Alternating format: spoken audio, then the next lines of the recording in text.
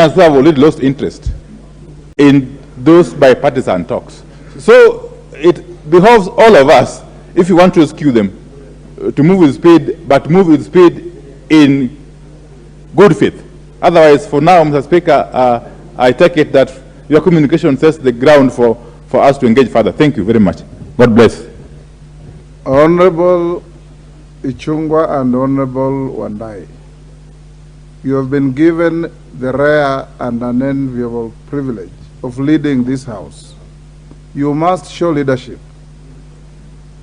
It is not enough for the two of you to come and prostrate yourselves before the House and engage in unproductive lamentations. I want to encourage you, the two of you, the 7 members from either side you nominated are your nominees. And you must guide them, you must show leadership, and you must lead. Because the country is looking at this House to sort out this issue. If the head of the House is crying, what will the children do? So I want to encourage both of you. I don't want this matter to keep resurfacing on the floor. You have offices given to you by Parliament. You have staff given to you by Parliament.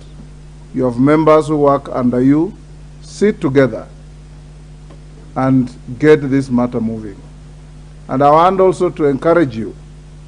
Tell your co-chairs, I do not understand the logic of co-chairs sitting next to each other in a meeting, writing endless letters to each other. Call them to order and encourage them that they have been given a responsibility to discharge and they must discharge it. Next order.